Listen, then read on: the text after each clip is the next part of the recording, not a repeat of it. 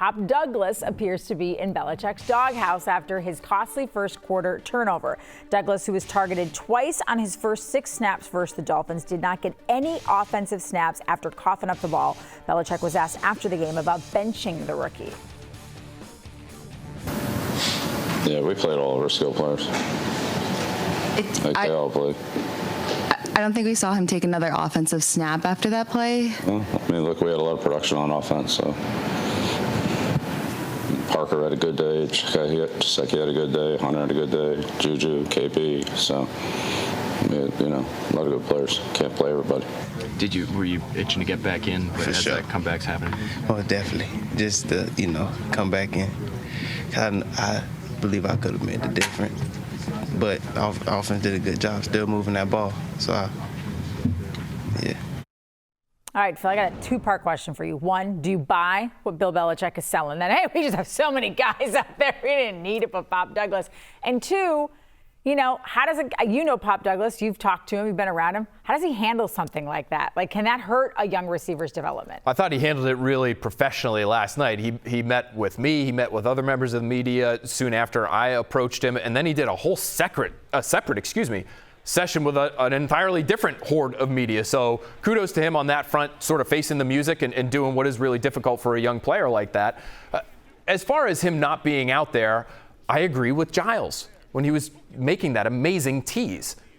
You have to have your best athletes on the field, especially when you're trying to come back from a 14-point deficit at halftime. This guy is electric. He's one of your most dynamic athletes on either side of the ball. And so you could say, well, we'd rather have Mike Gesicki out there, or we would rather have Juju Smith and his experience out there. That's all well and good. I think you have to find a way. At some point in the second half, you're down 2 scores, to get somebody who can provide an explosive play on the field and get the football in his hands. And what's crazy, Giles? I don't know if he's being disingenuous, and by he, I mean Bill Belichick, by saying, we just had all these other guys, or if he honestly thinks in his head, like, we got all these great offensive guys. Why would I run a 6-rounder from Liberty out there? I mean, if you watch the 2 catches that he did make and the way he exploded upfield, okay, obviously the second one, then Bradley Chubb comes in, knocks it away, and that's the fumble.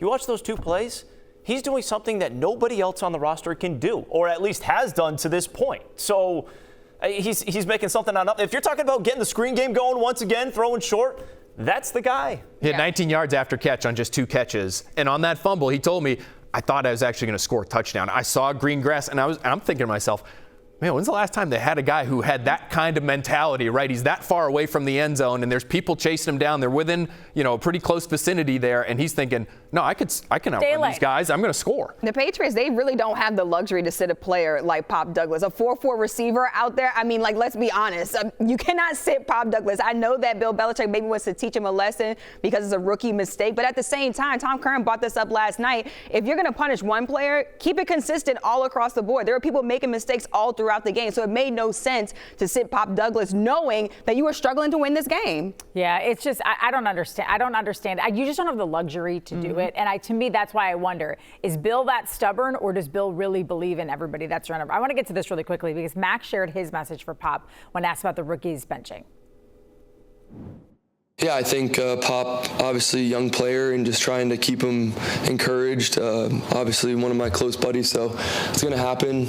Young players, there's going to be mistakes, but for him it's a learning experience for all of us, and myself included with the interception. So can't have the turnovers, got to work on it, address the situation, and then get better at it. I mean, when you hear Mac Jones say that, is it just a standard canned answer, or is it a, hey, Bill, this is my buddy.